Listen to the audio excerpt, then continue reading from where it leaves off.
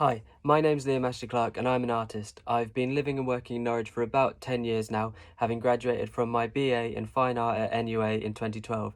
Recently, I returned to do a Master's, also in Fine Art at NUA through 2018 and 19, during which I was selected as a Bloomberg New Contemporary and included on the Saatchi Arts Rising Stars list. My work tends to focus around current events, politics, society, and uses humour as a way to approach those subjects, and I'm influenced by a whole range of artists, from historical artists such as Dutch Renaissance painters, to skate artists, folk artists, and of course, contemporary artists.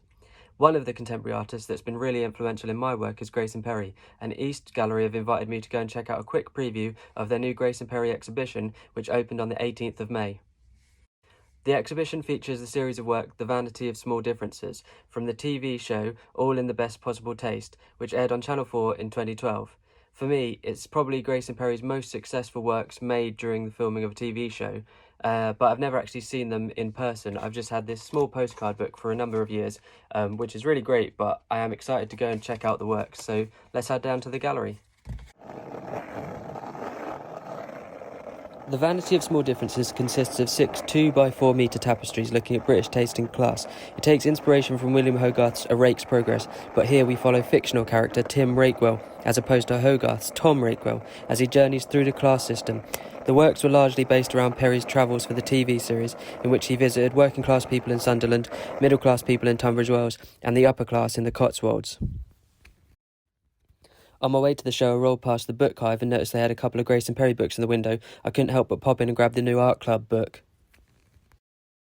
Throughout this short video, I'm going to be showing you around the exhibition, talking about some of the references in the work and some of my own ideas surrounding them. And as I head into the gallery, I just wanted to mention a couple of things. Firstly, although the works are inspired by Hogarth's A Rake's Progress, as well as other works and full of little references, you don't need to be well versed on all of them to enjoy the work and explore it yourself. There's also a short film in which Perry goes through some of the references at the entrance if you do want to know more. Secondly, the works do talk about class in the UK, but have really only taken inspiration from 3 specific case studies from the TV show, all of which were of white people, as well as Perry's own experiences. So although I do think there are elements which are relatable to a lot of people, it shouldn't be seen as a complete view of class and taste in the UK, more of a snapshot from a small sample. The first tapestry is titled The Adoration of the Cage Fighters, so straight away we have this humorous combination of Christian painting references and modern day interests. The cage fighters in the work offer tribal icons to the infant Tim, who, in his mother's arms, reaches out for her smartphone, a reference which becomes increasingly important throughout. The work's teeming with little references, and at a glance it's a pretty positive, colourful piece. The matriarchal grandmother in the centre, Tim and his mother on the left in her Virgin Mary blue dress, and the girls preparing for their night out on the town on the right. It's a great example of how humour, colour, even the naive drawing style can draw the viewer in, because as we look closer the image becomes darker. The pictures in the back talk of days gone by, the shipyard, the packed beaches of British holiday makers, and in the final text in the work simply reads, "A normal family, a divorce or two, mental illness, addiction, domestic violence, the usual thing." It's not just an image about class and taste now, it's about the struggles of this working class family and what they do to get by and enjoy life, the mixed martial arts, the nights out, the football, and in the top right corner we see a slightly older Tim watching over the chaotic scene, another reference to Christian paintings. Above him is a framed photo of a couple and a motorbike, clearly alluding to Perry's own experiences and his own love of bikes. The second image, like the first, is based around the working class of Sunderland. The agony in the car park depicts Tim's stepfather, a working men's club entertainer, singing on the top of a hill. His mother grabs at his hand whilst Tim covers his ears in shame and embarrassment. The shipyard crane and the football stadium background replace the crucifix of the images which inspired it. For me, there's less to unpack in this image, although there's still a lot going on. I wanted to draw your attention to a couple of parts. In the bottom left, we have this graffiti with the text above, "I could have been in a rock band." This not only references the club's singer's aspirations, as well as Grayson Perry's own teenage dreams, but also the idea of becoming a famous rock star to move beyond the working class struggles. The large text is cut off, but it's a reference to the band The Futureheads, who formed in Sunderland and were pretty big at the time. Finally, in this image, you can see a computer magazine just poking out from Tim's school bag, a hint to his future. For me, the series really comes alive in the third and fourth works, the middle-class works, based on Perry's visit to Tunbridge Wells. The first of the two works, Expulsion from Number 8 Eden Close, introduces the idea of these two forms of middle class. Firstly, there's Tim's mum and stepdad, who have moved up the financial ladder and find themselves living in a new build estate in a pristine house, complete with fake grass lawn, Range Rover, and a distinct lack of books. On the right, a middle class who have moved up the social ladder through education and cultural interests, food, arts, music, literature, French wine, Italian food, William Morris wallpaper, even the book spines read cultural capital and art a force for good. As the title suggests, this is a riff on the expulsion of Adam and Eve from the Garden of Eden. In the centre of the work, we have Tim and his new Tunbridge Wells girlfriend leaving behind his family in favour of the more cultured middle class. Tim clutches a MacBook and an iPad. There's an iPod on the speaker dock in the background. These products aren't just a coincidence. Perry is alluding to the original sin, the apple, the cause of Adam and Eve's expulsion. It's the tech bubble that Tim's bitten into which has led him away from his family and on to his new life. The work's filled with little humorous images, often tongue-in-cheek jokes made at each group. The Range Rover's CO2 number plate, the dad's patterned shirt with ironic repeated over it, the W over the anchor, which I'll leave you to work out, appears throughout the works. One of my favourite parts of the work is Jamie Oliver's head floating in the clouds above. He has become the god of class mobility, especially through culture, and at the time was revered for his attempts to fix school dinners for working class children. What really interests me about this is how it's such a timestamp and how so much has changed now. In recent years, Jamie's Italian restaurant chain has closed down, showing a great change in the middle classes of the UK. The gap between the upper and working classes has widened. Those who once frequented his restaurants have either had to settle for a cheaper option, or if they still have the money, they're now concerned with supporting small local businesses over big brand chains. Perhaps now Grayson Perry's own head could be here. As his TV shows have gained momentum, he has become the Channel 4 poster boy for social mobility through culture. The Annunciation of the Virgin Deal. The fourth work shows Tim, his business partner, and his family in their larger second home. The work references a number of paintings, and the title references the Annunciation to the Virgin Mary, the story of the angel Gabriel telling Mary she would become the mother of Jesus. In this work, Tim's business partner is the angel, telling Tim of the news that they've sold their tech company to Richard Branson's Virgin, as confirmed by the news on the iPad. Tim is about to become very wealthy. Again, this work is filled with little jokes, the class traitor and knowing laughter mugs, the jam jar label which doesn't actually say what's in it, instead is just a list of buzzwords, allotment, organic, homemade, local. There's a few things which stand out to me in the work. The text on the chalkboard speaks of Tim's drive and success, but also how he's been dealing with his mother's death, for which he's been having a lot of therapy. This kind of references the first work, where the working class families speak of struggles with mental illness and domestic abuse, describing it simply as the usual thing. Tim, now upper middle class, can afford therapy to deal with his experiences.